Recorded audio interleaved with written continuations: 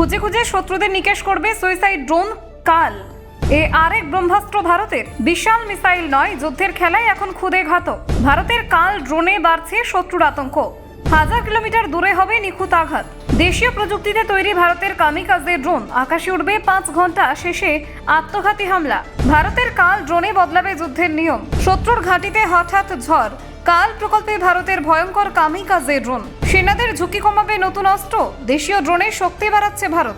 দূরপাল্লার আত্মঘাতী ড্রোনে চমক। কাল প্রকল্পে বড় পদক্ষেপ ভারতের। যুদ্ধের নতুন অস্ত্র কামিকাজে। দেশীয় প্রযুক্তিতে তৈরি হচ্ছে ভারতের কাল ড্রোন। শত্রুর রাডার, ঘাঁটি, কারখানায় মুহূর্তে হামলা। ভারতের ড্রোন প্রকল্পে চাঞ্চল্য ছড়ালো। দেখুন, আধুনিক যুদ্ধের ধরন দ্রুত বদলে যাচ্ছে। একসময় বিশাল কামান, ট্যাঙ্ক বা বড় বড় ক্ষেপণাস্ত্রকে যুদ্ধের প্রধান অস্ত্র বলে মনে করা হতো, কিন্তু বর্তমানে ছোট আকারের অত্যাধুনিক ড্রোনই অনেক ক্ষেত্রে যুদ্ধের ফলাফল নির্ধারণ করে দিতে পারে। এই বাস্তবতাকে সামনে রেখে বিশ্বজুড়ে বিভিন্ন দেশ ড্রোন প্রযুক্তির উন্নয়নে জোর দিচ্ছে। ভারতও এই ক্ষেত্র থেকে পিছিয়ে থাকতে চাইছে না। ভবিষ্যতে যুদ্ধ পরিস্থিতি মাথায় রেখে দেশীয় প্রযুক্তিতে আধুনিক ড্রোন তৈরির উদ্যোগ নেওয়া হয়েছে। লক্ষ্য হলো বিদেশি প্রযুক্তির ওপর নির্ভরতা কমিয়ে নিজস্ব প্রতিরক্ষা সক্ষমতা বাড়ানো। এই উদ্যোগের অংশ হিসেবে ভারতীয় সংস্থা আইজি ডিফেন্স একটি নতুন প্রকল্প নিয়ে কাজ শুরু করেছে। কাল নামের এই প্রকল্পের আওতায় তৈরি করা হচ্ছে অত্যাধুনিক দূরপাল্লার কামিকাজে ড্রোন। এই ড্রোনগুলি মূলত আত্মঘাতী ড্রোন হিসেবে পরিচিত। কামিকাজে ড্রোনের বিশেষ বৈশিষ্ট্য হলো এগুলি লক্ষ্যবস্তুতে আঘাত করার সঙ্গে সঙ্গে নিজেও ধ্বংস হয়ে যায়। অর্থাৎ এটি এক ধরনের উড়ন্ত অস্ত্র যা সরাসরি লক্ষ্যবস্তুর সঙ্গে সংঘর্ষ কাটিয়ে বিস্ফোরণ ঘটাতে পারে। ফলে শত্রুপক্ষের গুরুত্বপূর্ণ স্থাপনা দ্রুত ধ্বংস করা সম্ভব। রিপোর্ট অনুযায়ী কাল প্রকল্পের আওতায় তৈরি এই ড্রোন প্রায় 1000 কিলোমিটার দূরে লক্ষ্যবস্তুতে আঘাত হানতে সক্ষম হবে। এত দীর্ঘ দূরত্ব অতিক্রম করার ক্ষমতা থাকায় এটি কৌশলগত দিক থেকে অত্যন্ত গুরুত্বপূর্ণ অস্ত্র হিসেবে বিবেচিত হচ্ছে।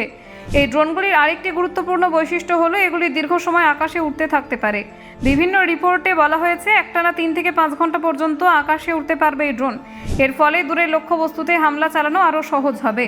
এছাড়াও মাঝ আকাশে ড্রোনের গতিপথ পরিবর্তনের সুবিধাও থাকবে, অর্থাৎ প্রয়োজনে সেনাবাহিনী দূর থেকে নিয়ন্ত্রণ করে লক্ষ্য পরিবর্তন করতে পারবে। এতে যুদ্ধক্ষেত্রে পরিস্থিতি অনুযায়ী দ্রুত সিদ্ধান্ত নেওয়া সম্ভব হবে। সামরিক বিশেষজ্ঞদের মতে এই ধরনের ড্রোন ব্যবহার করে শত্রুপক্ষের বিভিন্ন গুরুত্বপূর্ণ অবকাঠামোতে হামলা চালানো যাবে, যেমন কারখানা, রাডার স্টেশন, ক্ষেপণাস্ত্র উৎপাদন কেন্দ্র, লজিস্টিক হাব বা সামরিক ঘাঁটি। এছাড়া এই প্রযুক্তির অন্যতম বড় সুবিধা হলো সেনাদের ঝুঁকি কমে যাবে। অনেক বিপজ্জনক এলাকায় সরাসরি সৈন্য পাঠানোর পরিবর্তে এই ড্রোন ব্যবহার করা যেতে পারে।